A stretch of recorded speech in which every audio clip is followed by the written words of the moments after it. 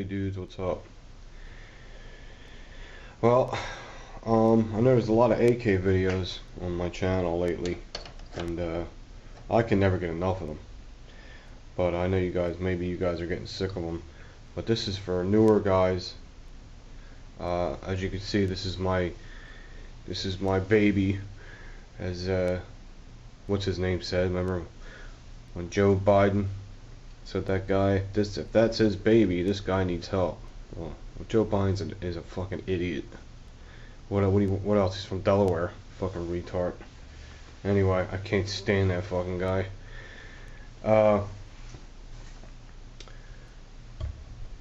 This is my Polytech. Oh, nothing against Delaware, but I live near there, and they're a little slow. Okay. There's your vice president. Anyway, this is going to be about, I'm a little slow starting here. This is going to be about what to look for when you're buying a used AK. How used is it? Has it been abused? Has it been shot a lot? You know, let me turn that fucking air conditioner off. Hold on.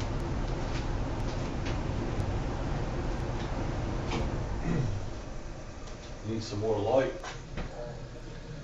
Has it been abused? Has it been shot a lot? How used is it? How old is it? All that shit. So it's for new AK guys. It was a PM. He's a good guy. And I figure it's the least I can do. And it's a good idea for a video. So it's kind of... I did something similar to this, but not really. So... and you gotta think about this rifle, man. If you're not into AKs, I mean... It's probably the most recognized rifle in the world. Okay? I mean, the average person can learn the basics of it in about 10 minutes, 15 minutes. And they can operate it and shoot it. You know, under the worst conditions, the AK is still reliable. That's the advantage it has over everything else. It's reliability. 3/4 of the world armies use them, and it's 50 years old and they still use them. These are facts. These ain't my opinions. So this is the one we just finished. We just redid the furniture on it. I just like to show it off because I think it came out extra nice. Yeah, almost perfect. Nothing's ever perfect. And it looks a hell of a lot better than that blonde furniture. And most of these agreed with me. I think only one guy said he liked the blonde better. It's alright. Whatever you like. I like cherry wood and black. It looks good together. Yeah. First thing to look at is the externals when you're buying an AK. I'm not an expert. I'm not trying to sound like an expert. I know I come off that way, but really I'm not. But I have experience, so as you guys know, I buy a lot of guns and trade in a lot of guns and all that shit. The first thing shows a lot of wear and it's been handled a lot is check the thumb safety mark. Now the thumb safety mark, let's see if I can get back on this camera. That's as far as back as it goes. There we go. And see that shirt drop background? That looks good, don't it? I'm going to try to get material and just do the whole table on that OD green because it likes the light. So what I mean by thumb safety mark is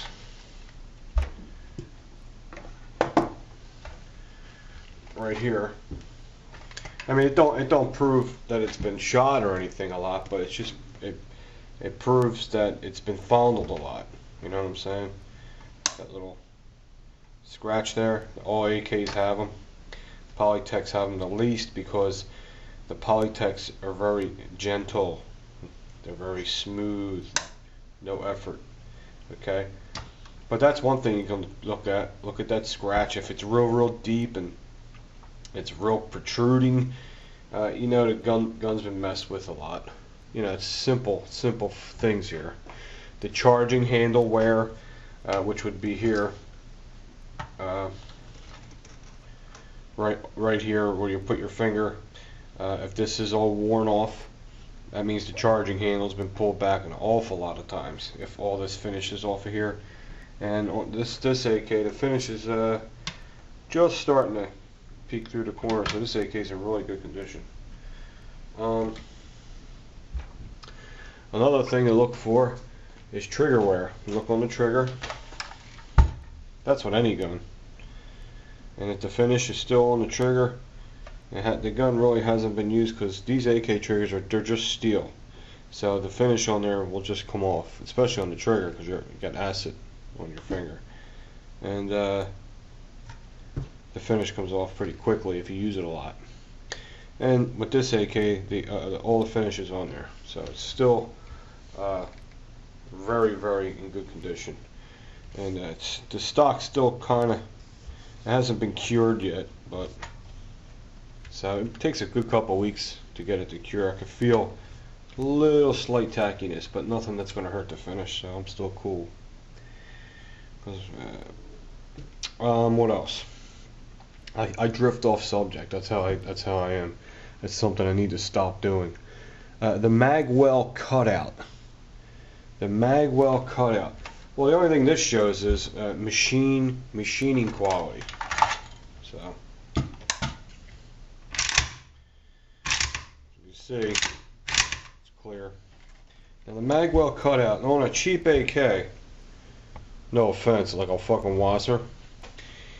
The mag cutout will be jagged looking, a little rough looking, and one side might be folded over, like it ain't in the center of the receiver. One side might be a little bigger than the other. There'll be a bigger lip on this side than the other side. But you know, this is a Polytech. In my opinion, it's one of the nicest AK-47s you can buy. It's second to none. Okay, and it's got a real smooth, beautiful Magwell cut. I won't cut my finger. Usually the Wassers are kind of jagged. It's rough. So that's something you can look at. And then the bottom of the bolt here, if you see a lot of wear there, where there's some wear there, you can tell the gun has been fired and it's been chambered a lot. Okay? That's another thing to look for. Look into.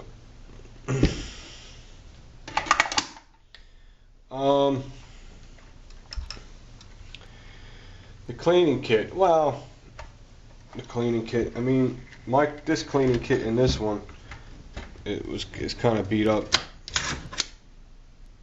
See all the finishes coming off it. But you really can't go by that, because a lot of guys just take them out and like to play with them. I don't know. So, but it does show wear there. I mean, if you're looking for like a pristine AK and a good quality AK, I'm trying to tell you what to look for. The gas tube lever lock. Well, here's another spot that's pretty famous on the AK for marks. My wonderful son that don't know shit about AKs pushed the lock all the way down and scratched it all the way down to here because he don't know what he's doing, because he's a fucking AR-15 head. Okay, so yeah, I was pissed when he did that. I just said, dude, leave my AK alone, don't fucking touch it, you don't know shit about it.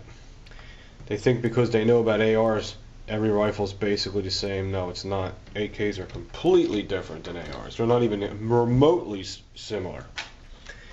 Yeah.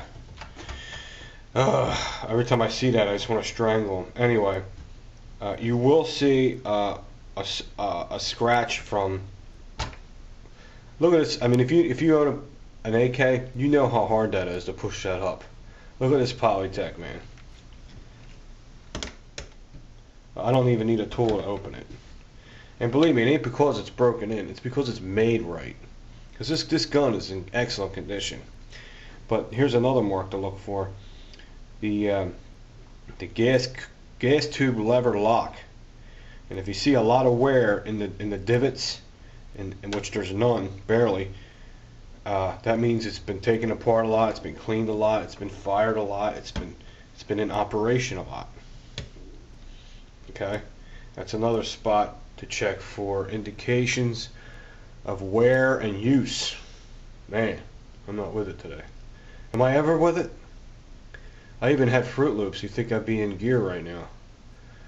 Anyway, the dust cover release button. This is another area where it shows a lot of wear with very minimum use.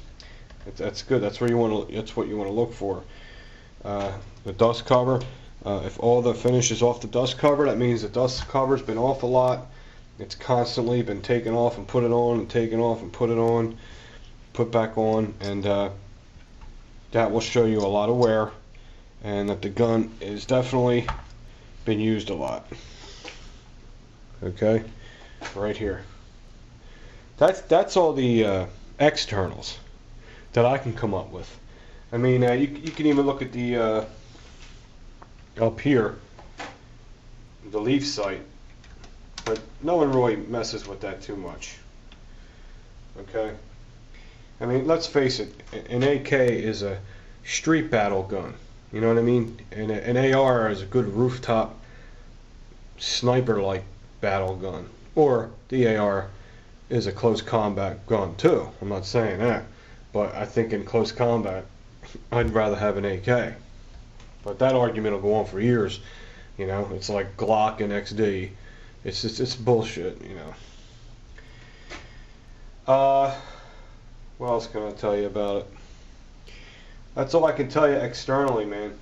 That's the only thing people put their hands on and operate externally. You can look for wear. Now you want to go into the internal parts, which is fine. Take the dust cover off.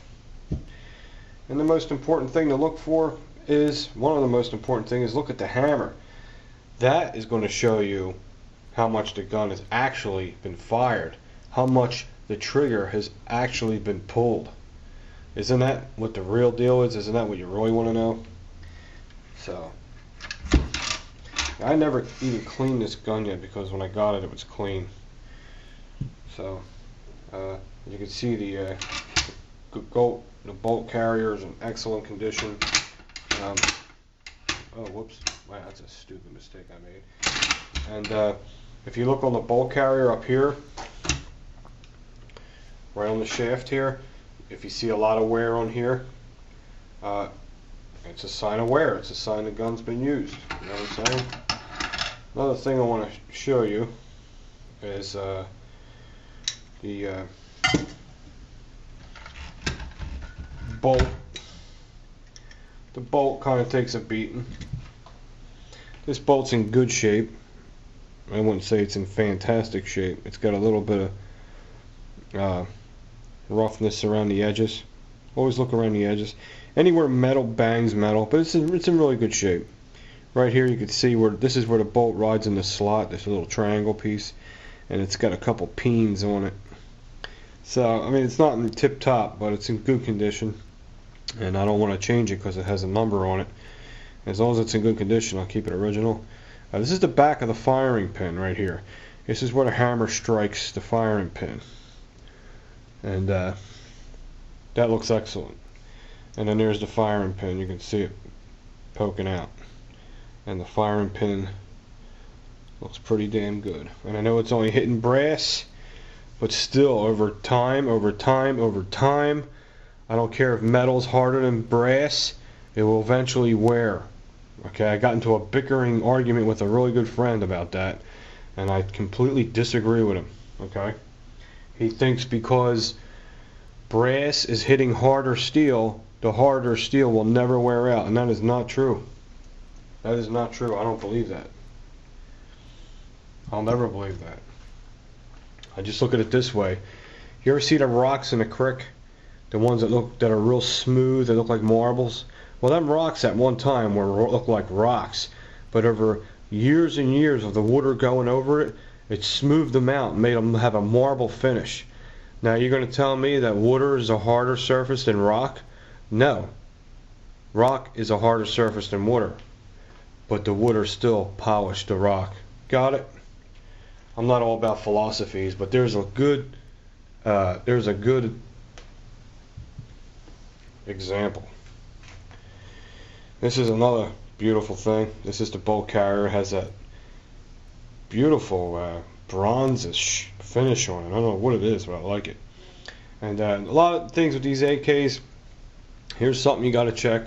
There's a rivet that goes through here, and you can see it's machined flat and buffed. There's the pin. Now this will move. Now this should move, with the exception of an Arsenal and a Wasser. This should move, the ones I've seen. Now, but it shouldn't move too much. This is perfect, right like this. It's designed to move for reliability, keeps everything loose, and they're supposed to get loose like that. But that rivet goes through and is permanently in there, and this ain't going nowhere. And as you can see, this piston is in fantastic condition. I mean, it's freaking awesome. But always look for that. Make sure there's movement, but I mean, it shouldn't be like bling bling bling. I mean, it shouldn't be too much movement. Just maybe that much movement. Maybe like a 30-second movement back and forth. If it's too much, I would get a gunsmith to look at it to make sure it's okay. That is real important. That piston rivet that goes through the charging handle, the bolt carrier, and the piston. Make sure it doesn't move too much, because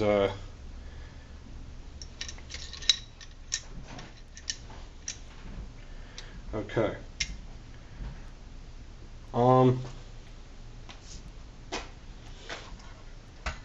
That's all I can really tell you. I mean, if you're going to go to a gun show and look for an AK now, at least you got a good idea. Another spot you want to look here is where the round chambers. Take the gun apart in front of the guy, but ask him first, hey, can I take this apart and look at the inside? And if he says no, he's got something to hide, he's an asshole. If he says yeah, just look at this stuff. Look where chambers, anywhere where metal bangs metal.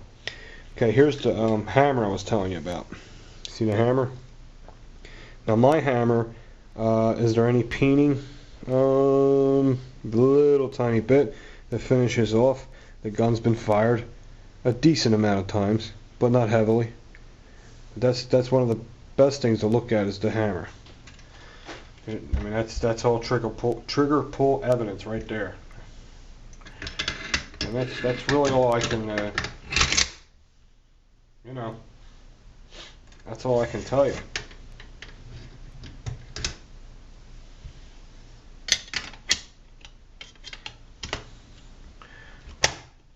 This AK is unbelievable. I just can't believe how easy it is to put together.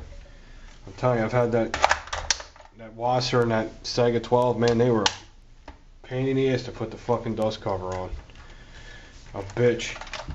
That means they're poorly machined. So, I'm trying to keep this.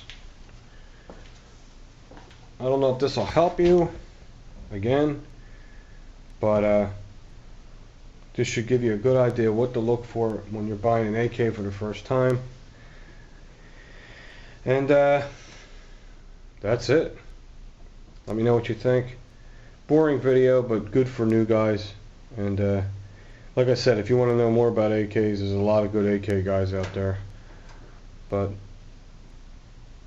my advice to you, if you can buy a better AK for $100 more, don't buy a shitty one. Don't buy a shitty one. Even the shitty ones work, everyone knows that. But why would you want a shitty one? Okay?